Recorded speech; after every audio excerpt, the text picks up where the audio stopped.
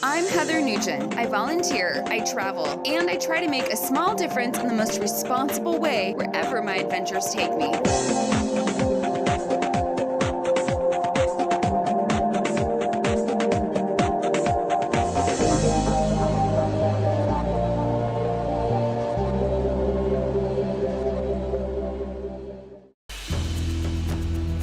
With its pristine beaches, historical landmarks, and beautiful sights, Corfu has become a premier holiday getaway in Greece.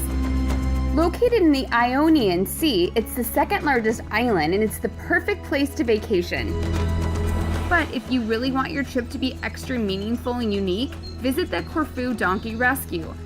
Not only can you hang out with the coolest animals all day, but you can also volunteer, which is what I'm here to do. So I've worked with all types of jackasses, but working with these guys has been the most fun. I can't get over how much donkeys actually want to be around people. Yeah. This is amazing. Hi. I think it's great. All the donkeys look so happy. I hope so. No, they seem really glad to be here. Well, compared to the former life, I think it's pretty good.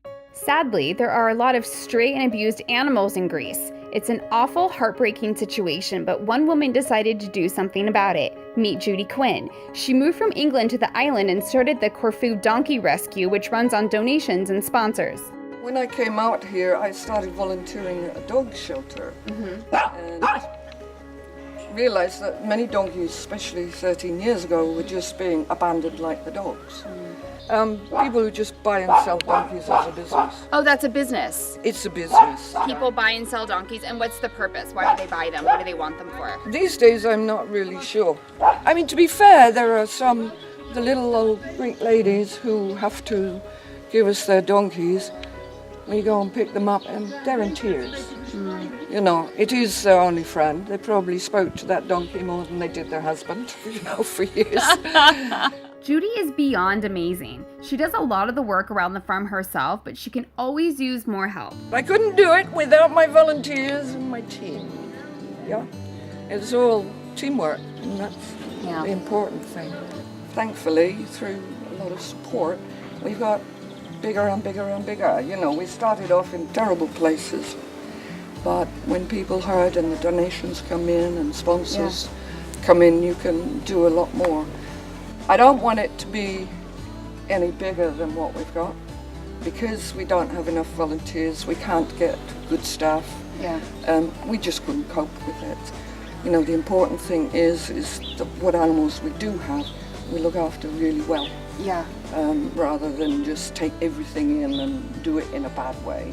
Usually in the winter I have to employ people because there's volunteers don't come over much because of the flights. But it is the winter. We get desperate, really. It would help to have more from November to end of April. But they can come anytime that suits. So what would you do if you volunteered here? Do you want to pick up some poop? Sure. This. Okay, give it a try. Okay. All right. It's pretty easy, just So one of the things volunteers can do is clean up after the donkeys. It's definitely not glamorous. And you're gonna smell after. I'm pretty sure I smell like poop, literally. But it helps and it's something that needs to be done, So there's never a shortage of poop. You will always have something to do if you volunteer here, So in addition to working with the donkeys, another thing that volunteers can do is walk the dogs. If you volunteer here, and you should, you are required to work for at least 2 weeks. You pay for your own accommodations, but Judy can get you a great deal for just 10 euros a night, which is awesome. You are responsible for your own meals, but you don't pay a fee to volunteer like you do with many other organizations. And the best part is, you don't need special skills to work on the farm. But if you're not able to volunteer, no worries. Come hang out with the animals and enjoy your time. Everybody who comes in will get an individual tour, shown around, all their questions answered, and then they're free to take photos and do what they like. It's impossible not to fall in love with this place and the donkeys. Most people leave wanting to help, so here's a few things you can do.